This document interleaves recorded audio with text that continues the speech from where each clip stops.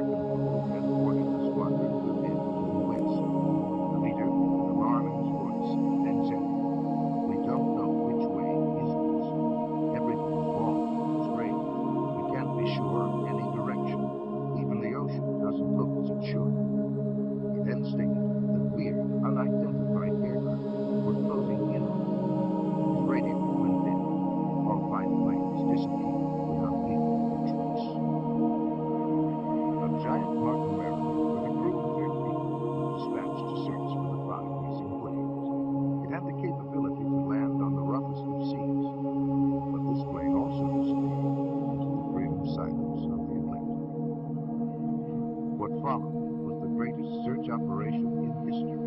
For 5 days, an armada of 300 planes and 21 ships crisscrossed the sea and sky, but no trace of the 6 aircraft or 27 crew members were to be found. To this day, it remains a mystery as to what happened. Some believe the mystery may be found in the UFO phenomenon, wherein lie a number of questions. Could UFOs possibly be real? If so, what intelligent forces are behind them? What are their intentions? Are they hostile, friendly, or merely curious? Where do they come from? Do they originate on Earth?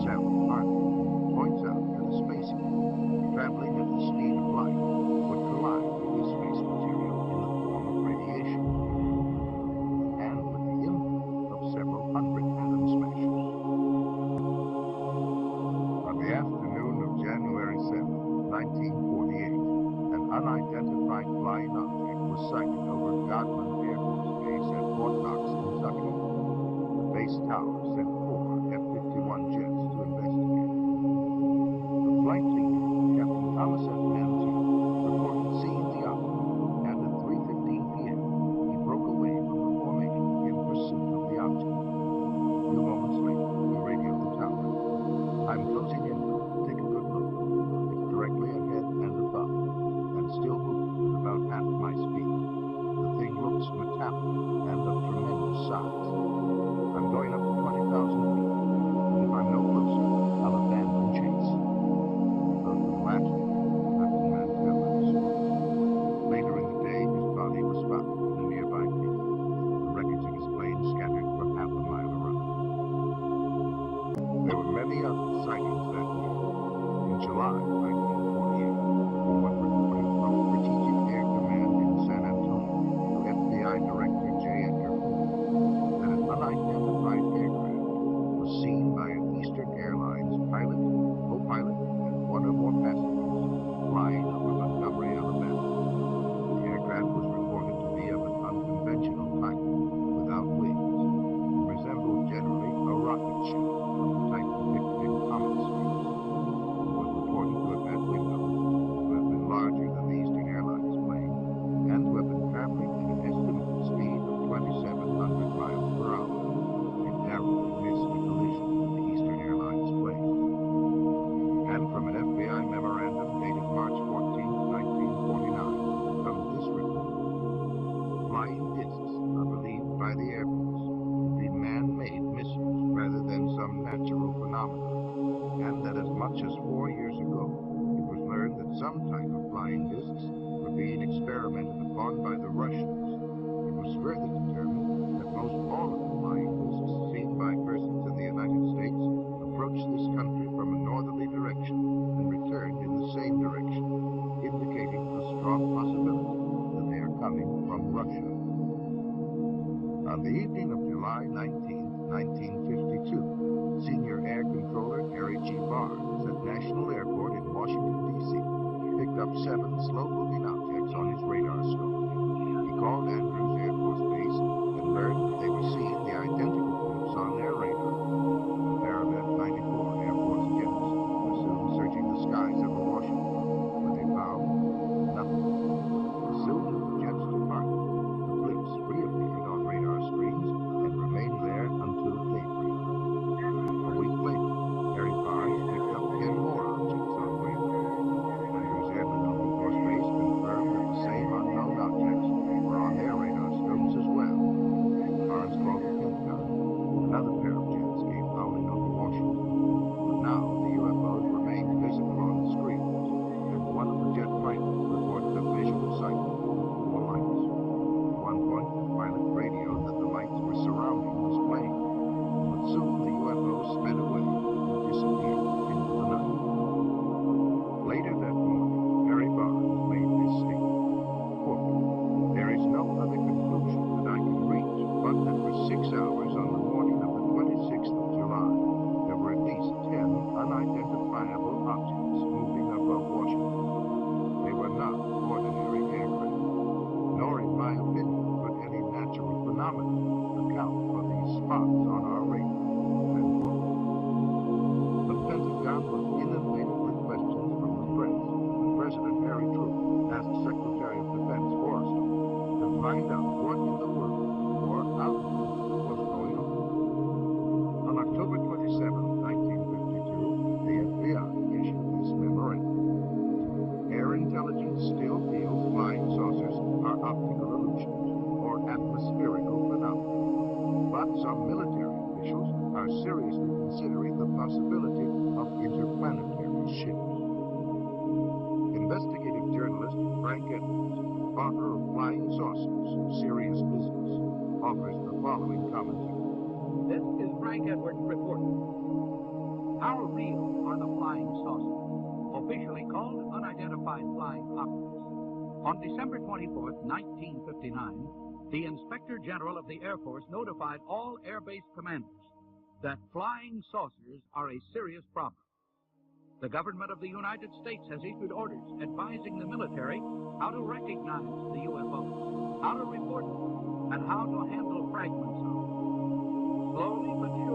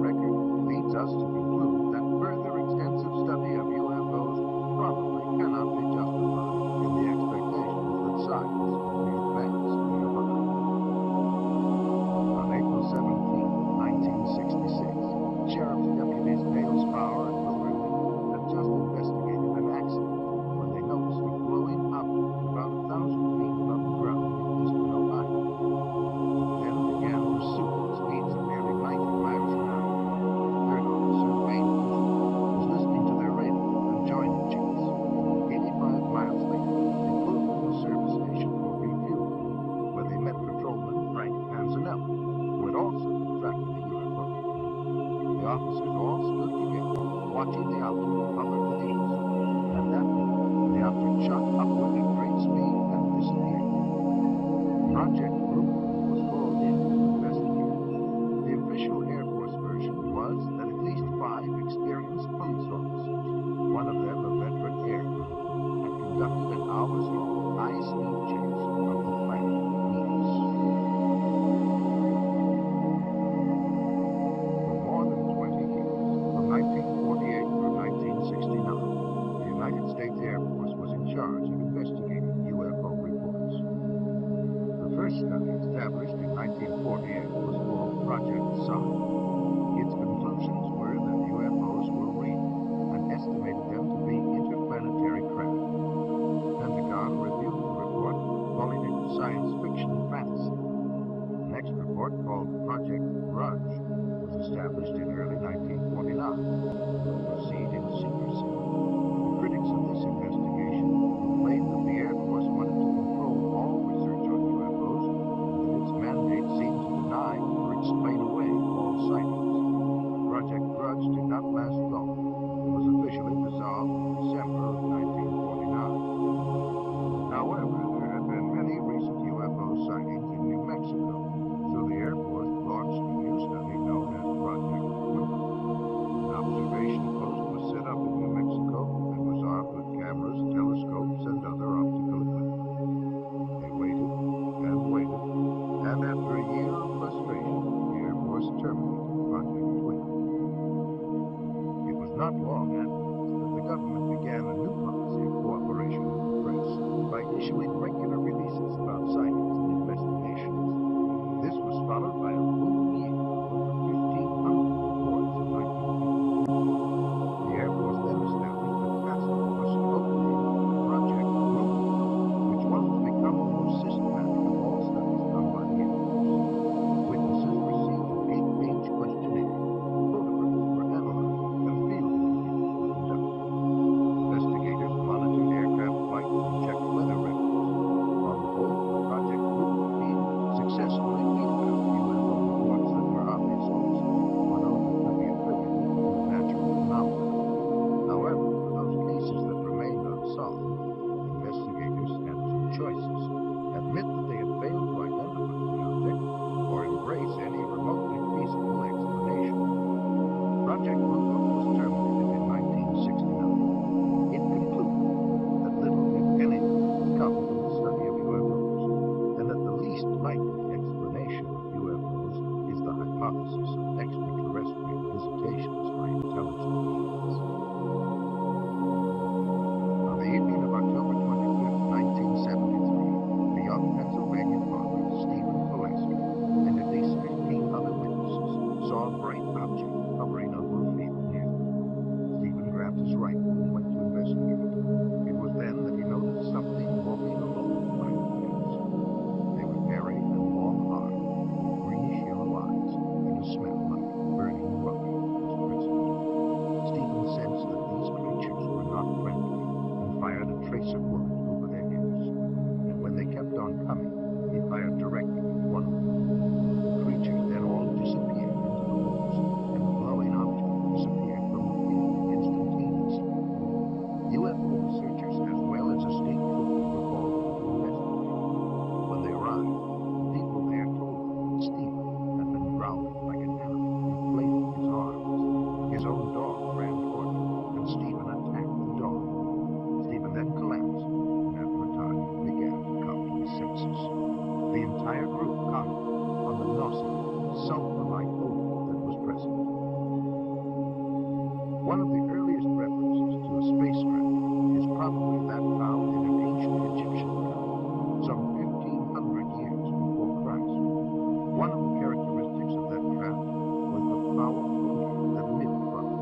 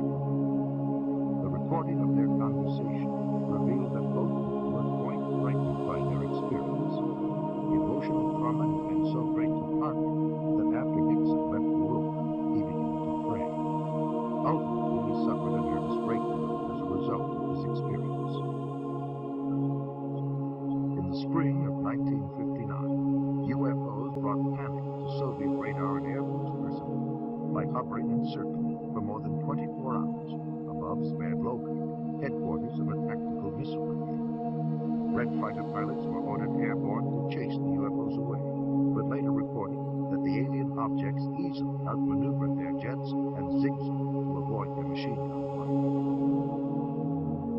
The Russian spacecraft Salyut 6 returned to Earth in 1978 after 96 days in orbit.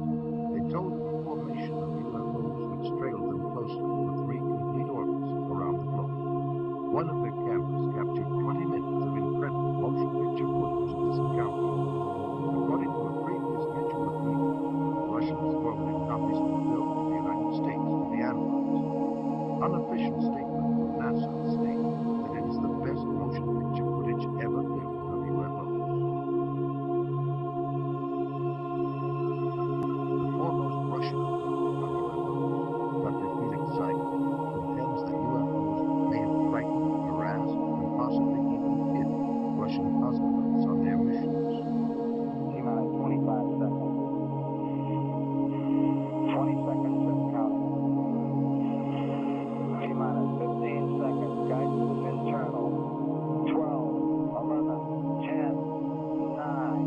Ignition sequence start.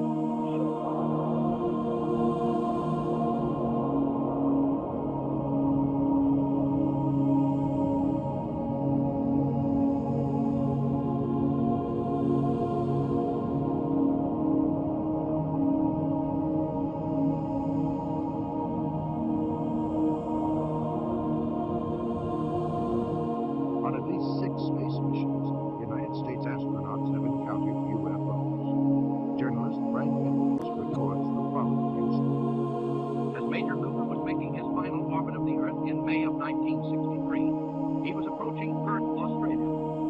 Suddenly, Major Cooper radioed down to the tracking station that he was being approached by a greenish glowing disk with a faint red glow on one side. It was traveling east to west, which no man-made satellite does. 200 persons at the tracking station watched the object on the gear there. They saw it approach Cooper. Then it veered away from him and sped on out into space. It was only the first of many such cases. Every American astronaut since Gordon Cooper has also been approached by unidentified flying objects. And each time the UFOs come closer to the astronauts, and each time they remain a little longer. In 1965, Major Edward McDivitt photographed one of these objects near the capsule in which he was orbiting the Earth over the Pacific Ocean. And the photograph, as released by the National Aeronautics and Space Administration, clearly shows a bright, egg-shaped thing which leaves a visible trail from its propulsion system. The more we study the evidence that is being assembled all over the Earth, the more inescapable the conclusion that man had best prepare himself for the greatest event in human history. The realization that we are about to contact, or to be contacted by, sentient beings from elsewhere in the universe. The late General Douglas MacArthur said that this confrontation would be the greatest challenge man ever had to face. Are we ready for it? When and if it comes? Frank Edwards reporting. Gemini 5, 10, and 11 have all had similar encounters. So convinced was astronaut Dexter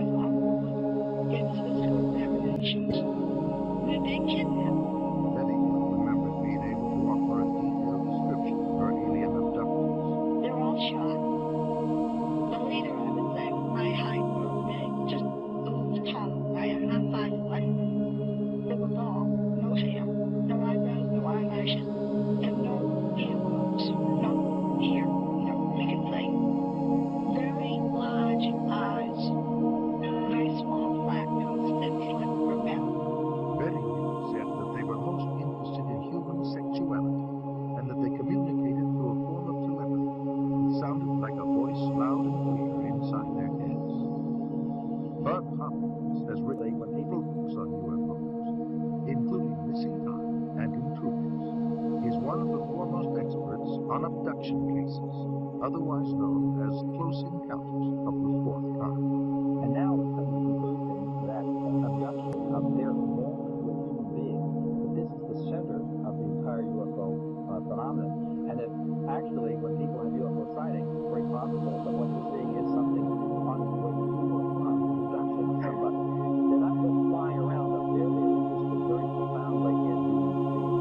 Witness Strider claims to have been abducted by alien beings on more than one occasion, and wrote his experiences in his best-selling book, I've had, since I wrote to you, over 55,000 letters from people around the world who had similar things that think they have happened to them, and we still got about 200 a week. The Intruders Foundation and the Fund for UFO Research show that one every 50 American adults, 3.7 million people, indicate that they may have had an abduction experience with an unidentified flying object.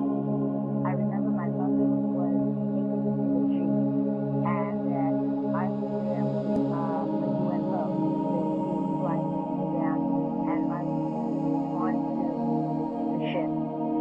These experiences sound crazy. It sounds impossible. It is impossible according to our physics. But we often know just to help flesh out all the great questions. The top scientist, Dr. Leo Springer, conducted a 5-year study of 82 persons who reported UFO experiences. Most of them were able to relive the experience through hypnosis, and all suffered severe psychological disturbances afterwards. They claimed to have been taken inside spaceships and examined by humans who communicated telepathic messages to them. Dave Hunt is an investigative journalist. His research and consulting expertise takes him around the world. Cal State University, Long Beach. And again, I forget the names of the scientists there who were working on this. This is a number of years ago. They did research, and they took people at random. And unless you're going to say everybody's been abducted, they took people at random and who had no such idea, no indication they'd ever been abducted. And they hypnotized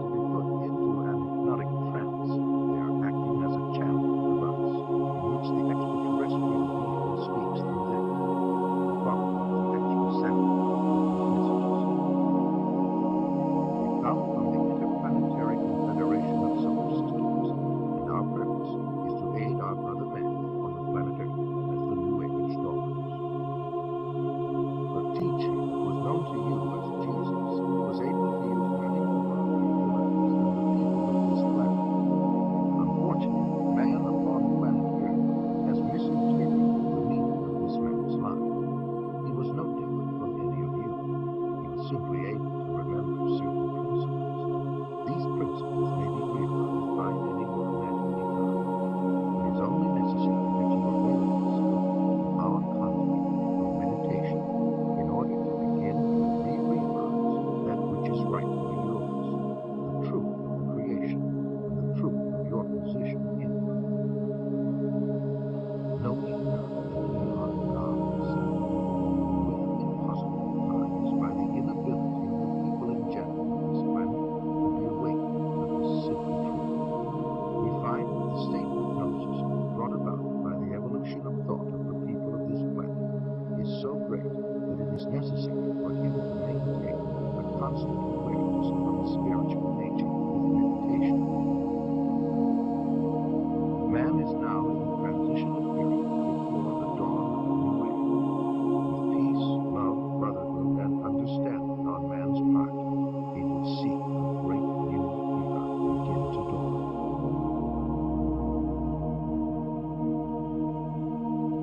In his book, Flying Saucer Pilgrimage, Brian Greene summarizes his findings in this statement.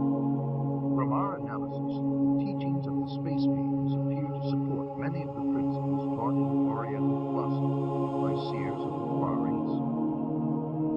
UFO researcher John Wells then offers this question. How credible is it to think that literally thousands of genuine extraterrestrials would fly millions of light years simply to teach New Age philosophy, deny Christianity, and support the occult? And why would the entities actually possess and inhabit people just like demons do, if they were really advanced extraterrestrials? Dr. Pierre Guérin, an eminent scientist associated with the French National Council for Scientific Research, concludes that UFO behavior is more akin to magic than business and that modern UFOs and the demons of past days are probably identical. The word demon in Greek comes from the root meaning knowledge or intelligence, implying that demons have access to knowledge and information denied to ordinary mortals. After what happened in the experiences, I decided that it might be a good idea to accept the idea of the devil, just in case that's what the soul. Tell him. If you look closely, the light of the world is in the persons of evil in the world. There seems to be a sort of machinery behind it that's far beyond just the action of looking wrong. You can literally hypnotize a person. Tell them that there's a cat in your lap. They will see it. They will hear it. Purr. They will pet it and feel it. It's not physically there. You tell the cat to scratch it, and bring them out. There are scratch marks on their teeth, non-physical objects. Under the right conditions, you leave physical intelligence. I think it's demonic. It's a spiritual power of some kind for which there is no physical explanation. And you can't explain it with the laws of chemistry and physics as we know it. John Keel is a world-renowned expert on UFOs and has written numerous books and articles on the subject. A self-described agnostic, he made this statement. Thousands of books have been written on the subject of demonology, which is the ancient and scholarly study of monsters and demons. The manifestations that occur described in this literature are identical with the UFO phenomenon. Victims of demonic possession suffer from the same medical and emotional symptoms that the UFO could. That's to say I was assaulted by something from the unknown rather than possessed by it. I accept that I was never possessed by it. There are those who might disagree. And I know that it was something out of craziness. If it came out of my mind, it came out of a part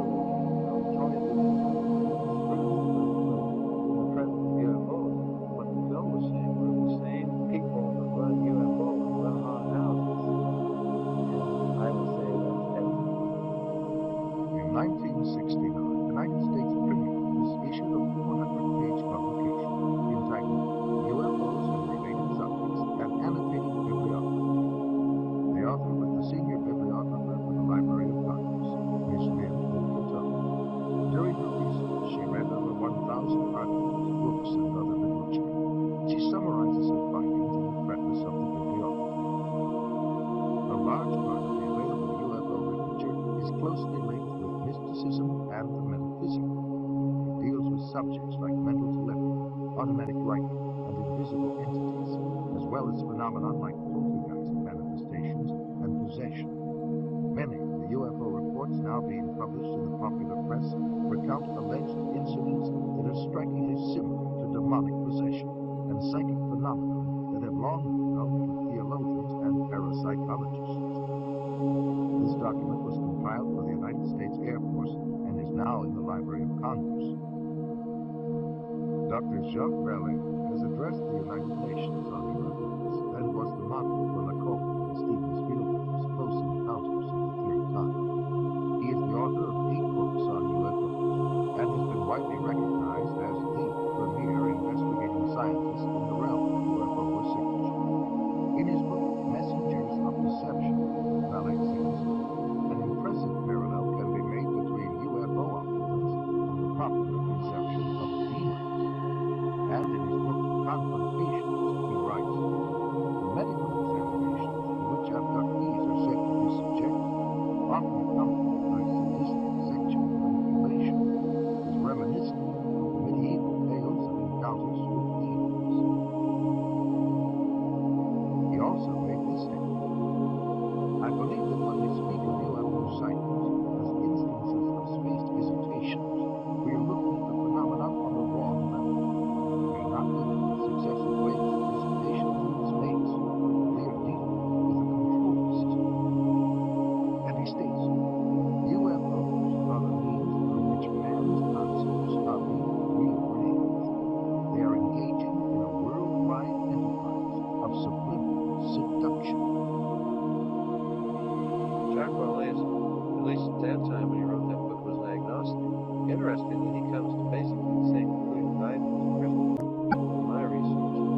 And he said about UFOs, they're real, but they're not visible. They're messengers of deception. This was based on his research for about 20 years. They seem to be psychologically preparing, setting us up for some ultimate delusion that is too horrible even to imagine as yet. I agree with him. Dr. I.D.E. Thomas is one of a long line of Welsh preachers. He is currently the senior pastor at the First Baptist Church of Maywood, California, and has authored several books which have enjoyed wide circulation.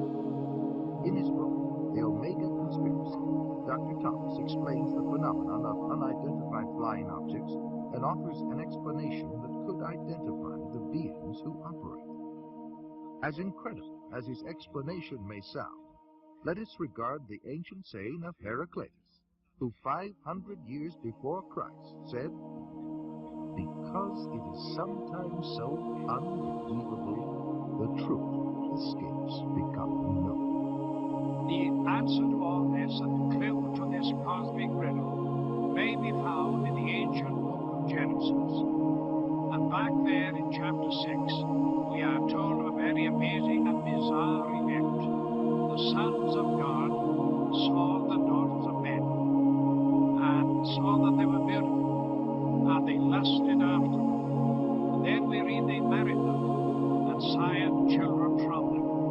For the past 1,500 years, most scholars, including evangelical scholars, have interpreted the sons of God as the good sons of Seth, and the daughters of men as the wicked daughters of Cain. They've adopted that interpretation because the other one is so bizarre and outlandish. The ancient interpretation, and in my opinion the correct one, is that the sons of God were demonic beings or fallen angels, and that they came down to earth, they lusted after the daughters of men, they married them, and produced this amazing progeny, this hybrid progeny of the Nephilim. And the very word Nephilim does not mean giants. It comes from the root Nephral, fallen ones. The early Christian fathers in the first 4 centuries, men like Irenaeus, Tertullian, Ambrose, 400 years, they knew no other interpretation except that the sons of God were angelic beings. Josephus, the cosmopolitan Jewish historian, says the same thing. We read in the book of Job that when God laid the foundation of the earth, the sun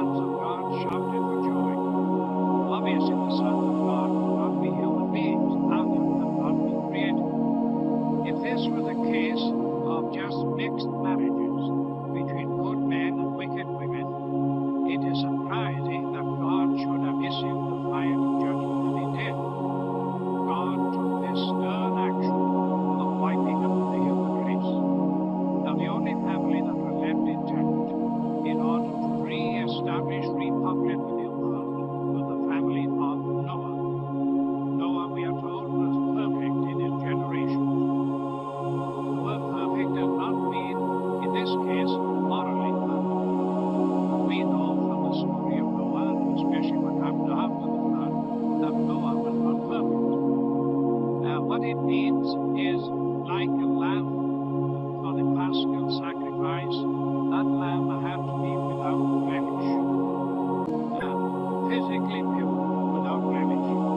So it seems with the case of Noah, the only family that remained uncontaminated from these strange beings that appeared from space. The only line that was pure and clean from God's standpoint to start a new world and a new civilization. Jesus said, as in the days of Noah, so in the days of the coming of the Son of Man. Of all the patriarchs and prophets of the Old Testament, the key to prophecy of all of us is Noah. And something happened in the days of Noah that was a distinctive characteristic of Noah's time that didn't happen before or after. Wars and famines and pestilences and natural disasters have always happened. But something happened in the days of Noah, and the most sinister and bizarre of all the things that happened was this intermarriage between the angelic race and the human race. And of course, the mastermind behind it all was another angel, the fallen angel, Lucifer. Now we believe that as they came in those days, they may very well be on the edge of another invasion from outer space, that Satan will once again